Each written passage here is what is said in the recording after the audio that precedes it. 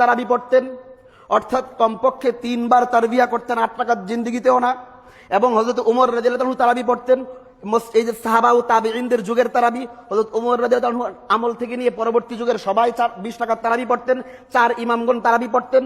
এবং এইভাবে তারা এই 3 পৃষ্ঠা ব্যাপী ফুকাহে কেরাম, মুজতাহিদ এবং উম্মতের ইজমা দ্বারা প্রমাণ করেছেন যে তারাবি নামাজ 20 রাকাত হবে। আমি যে কথা বলতেছিলাম, রাসূল করিম সাল্লাল্লাহু আলাইহি ওয়াসাল্লাম কত রাকাত তারাবি পড়তেন, এই বিষয়ে আমরা দেখতে হলে মুসান্নাফ ইবনে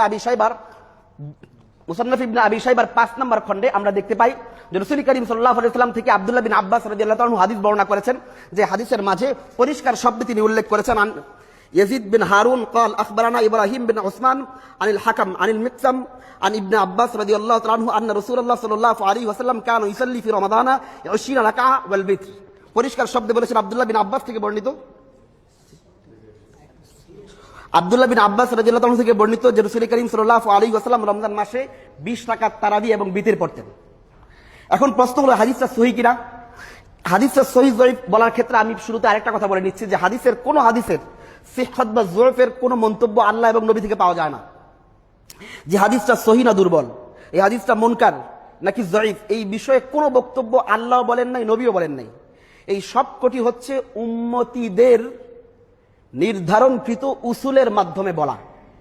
আমি আবারও বলতেছি, কোন হাদিসের সহিহ হওয়া জয়ীফ হওয়া আল্লাহ এবং নবী থেকে বর্ণিত না। যদি কোন হাদিসের সহিহ জয়ীফ হওয়া আল্লাহ এবং নবী থেকে প্রমাণিত হইতো, তাহলে আমরা দ্ব্যর্থহীন ভাষায় বলতাম আল্লাহ এবং নবী যে হাদিসকে সহিহ বলেছেন, এই হাদিসের সামনে পৃথিবীর কোনো হাদিস, কোনো কথা আমরা গ্রহণ করব না।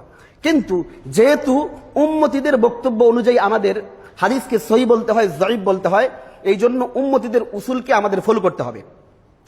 তাহলে মুহাদ্দিসিনে কেরামের একটি সর্বসম্মত উসুল, যেহেতু সহিহ হওয়া, জয়ীফ হওয়া, মুনকার হওয়া, মুদাল্লাস হওয়া, এই সমস্ত কিছু আল্লাহ এবং নবী বলেন না, এগুলো উম্মতীদের বানানো, অর্থাৎ মুহাদ্দিসদের বানানো।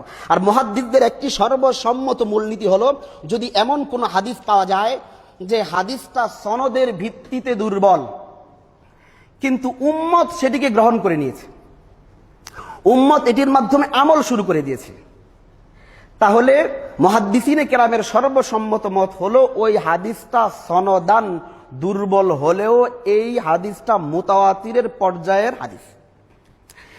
আমি আবারও বলতেছি, যেহেতু হাদিসের সিহত জয়ীফ মুহাদ্দিসদের বক্তব্যের উপরে নির্ভরশীল, আর মুহাদ্দিসদের বক্তব্য অনুযায়ী হাদিস সনদ অনুযায়ী দুর্বল হলেও যদি মতনটা উম্মত গ্রহণ করে নেয়, তাহলে সেটি সিহতের দরজায় পৌঁছে যায়। সেই হিসাবে আমরা যে আল মুসান্নাফ ইবনে আবি শাইবার 5 নম্বর খণ্ডের যে হাদিসটা বললাম, হাদিস নাম্বার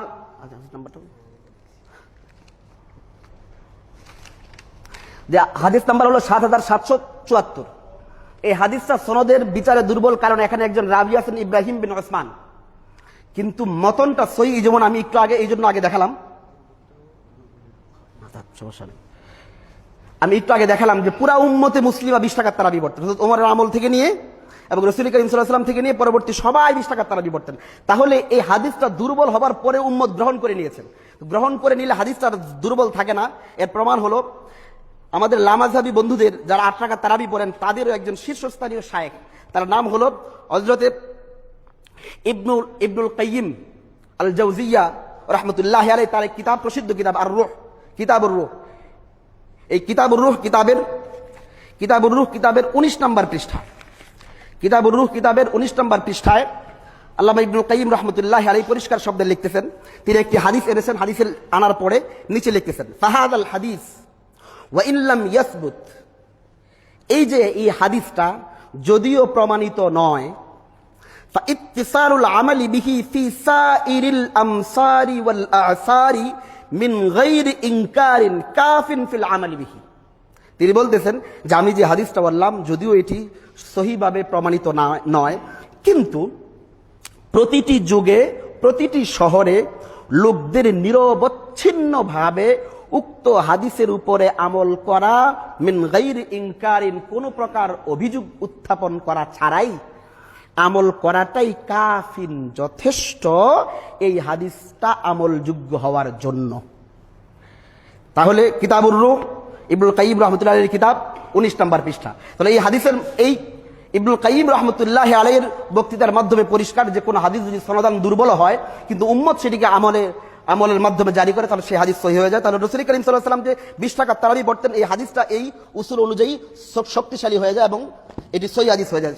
এমনি ভাবে আল্লামা জালালউদ্দিন সুয়ুতী রাহমাতুল্লাহি আলাইহির কিতাব তাদরিবুর রাবি কিতাবের 42 নম্বর পৃষ্ঠা, তাদরিবুর রাবি কিতাবের 42 নম্বর পৃষ্ঠায়, প্রথম নম্বর খণ্ডের 42 নম্বর পৃষ্ঠায় জালালউদ্দিন সুয়ুতী রাহমাতুল্লাহি আলাইহি এনেছেন যে ইহকামু লিল হাদিস বিসসিহহা, হাদিসকে সহিহের হুকুম দেওয়া হবে ইদা তালাক্কাহুন নাস বিল কবুলি, যদি হাদিসটিকে মানুষ গ্রহণ করে নেয়।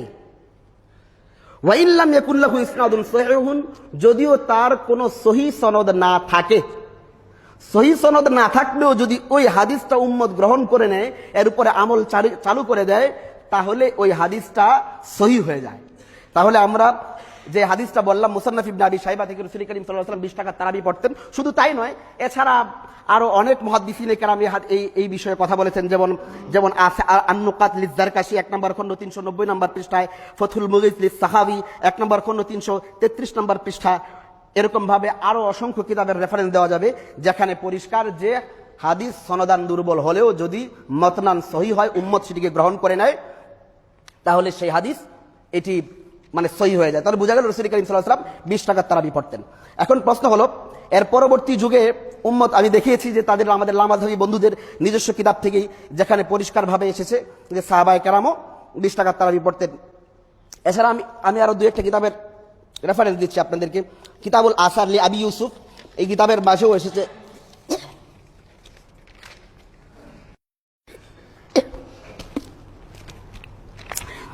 পঁয়ষট্টি নম্বর পৃষ্ঠা, কিতাবুল আসার লি আবি ইউসুফের 65 নম্বর পৃষ্ঠায়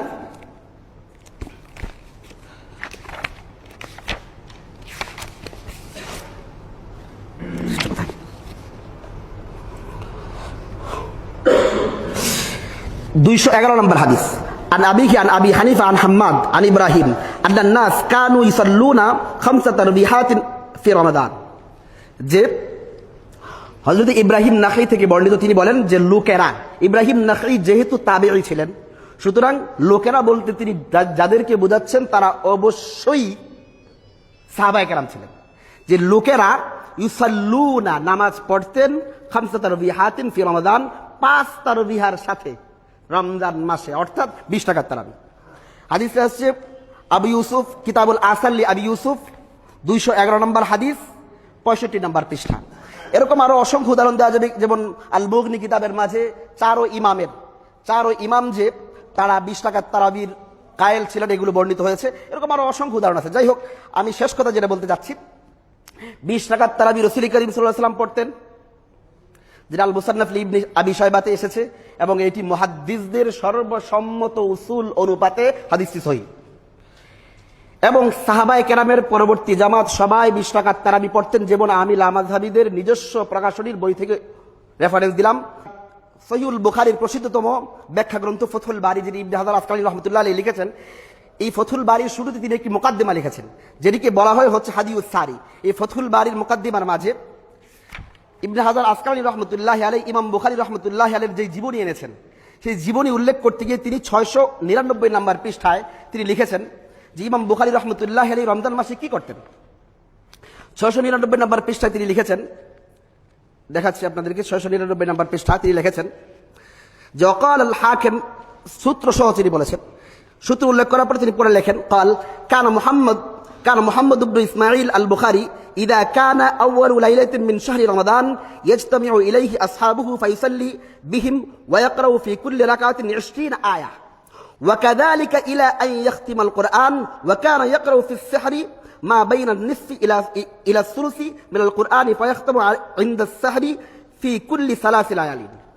ইমাম বুখারী রাহমাতুল্লাহি আলাইহি এর কাছে রমজান মাসে তার সঙ্গী সাথীরা আসতেন, আসলে ইমাম বুখারী তাদেরকে নিয়ে নামাজ পড়তেন ফি কুল্লি রাকাতিন 20 আয়া, প্রত্যেক রাকাতেই তিনি কমপক্ষে 20 আয়াত করে পড়তেন, কমপক্ষে 20 আয়াত করে পড়তেন। এইভাবে তিনি কোরআন খতম করতেন।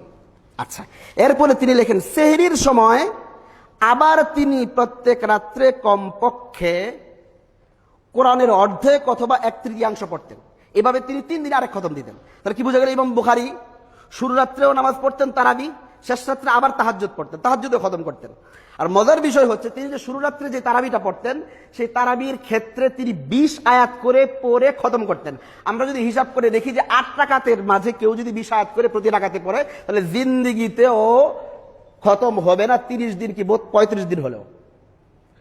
এই জন্য যেহেতু ইমাম বুখারী 20 আয়াত করে পড়ে রমজানে খতম করতেন, তাহলে বোঝা গেল এটি 8 রাকাত কিছুতেই হতে পারে না, কারণ 8 রাকাতের মাঝে 20 আয়াত করে পড়লে খতম হবে না। অথচ ইমাম বুখারী খতম করতেন, তাহলে বোঝা গেল ইমাম বুখারী রাহমাতুল্লাহ নিজেও জিন্দিগিতেও তিনি নিজে যদিও যে হাদিসের মাধ্যমে আমাদের লামাযাবি বন্ধুরা দাবি করতে চান যে তারাবি নামাজ 8 রাকাত, এই হাদিসটা ইমাম বুখারী নিজে এনেছেন, কিন্তু তিনি নিজে ওই হাদিসের মাধ্যমে 8 রাকাত বুঝে 8 রাকাতের উপর আমল করেন নাই।